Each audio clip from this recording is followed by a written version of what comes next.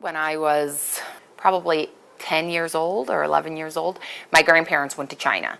So they were on one of the very early tourist groups that went through, because China hadn't even been opened that long. I would say it was in about 1985. It was kind of an exciting thing for the family to be thinking of them being on the exact opposite side of the earth.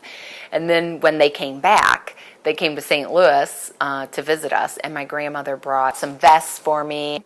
It's very old, you can tell, and I wore it throughout my high school years. My grandmother also brought this, which is a traditional Chinese qi pao.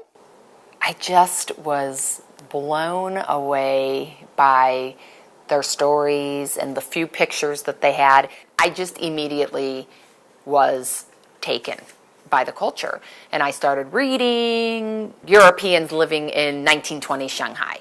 You know, anything where people were living in China. I was reading it.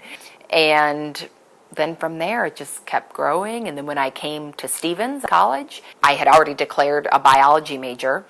And I thought, well, I don't just want to waste my time in some class that means nothing to me.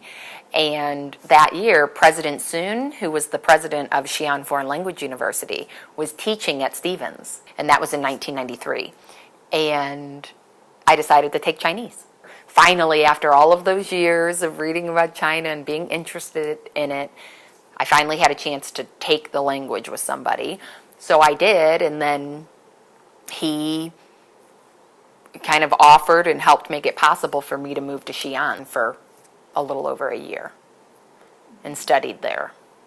And then from there, it's just been, I came back, changed my major to international politics, a minor in East Asian studies, and I've been going back to Asia back and forth since 1994. My family and I lived in Changzhou. We moved in 2008, and we lived there for a year, all 5 of us.